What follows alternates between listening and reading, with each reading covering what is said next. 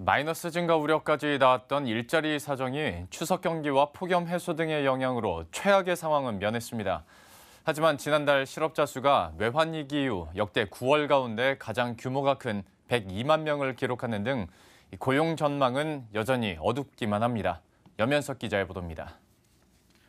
지난 7월과 8월 취업자 증가폭이 1만 명에도 미치지 못했던 일자리 사정이 조금은 나아졌습니다. 통계청이 발표한 2018년 9월 고용 동향을 보면 지난달 취업자는 2,705만 5천 명으로 지난해 9월보다 4만 5천 명 증가했습니다. 9월 추석 연휴로 인해 대형마트와 추석 선물용 제조업체 등에서 취업자가 증가했고 폭염 해소로 건설 부문 취업 감소폭이 둔화되면서 취업자 증가에 긍정적 영향을 미쳤습니다. 하지만 8개월 연속 취업자 증가폭이 10만 명대 이하를 기록하는 등 고용 부진은 여전했습니다. 특히 최저임금 여파로 인해 음식 숙박업체들이 무인 주문기 도입을 늘리면서 이 분야에서만 8만 6천 명의 취업자가 줄었습니다. 여기에 불경기 직격탄을 맞은 도소매업과 사업시설관리, 사업지원 등에서도 취업자가 크게 감소했습니다. 다만 제조업 부문에서 고용 감소폭이 줄고 정부 재정이 투입되는 보건업과 사회복지서비스업에서 13만 3천 명, 공공행정 취업자 수 2만 7천 명이 늘었습니다.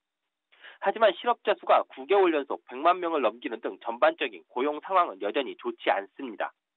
실업자 수는 102만 4천 명으로 작년 9월보다 9만 2천 명 늘었는데 9월 기준으로 살펴보면 1999년 9월 115만 5천 명 이후 19년 만에 가장 많았습니다.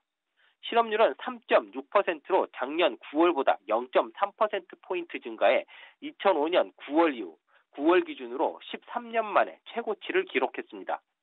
청년들의 체감 실업률은 해당 통계가 작성된 2015년 이후 가장 높은 22.7%로 집계됐습니다.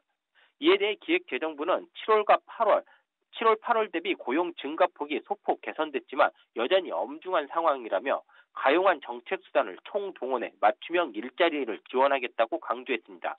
머니투데이 방송 염현석입니다.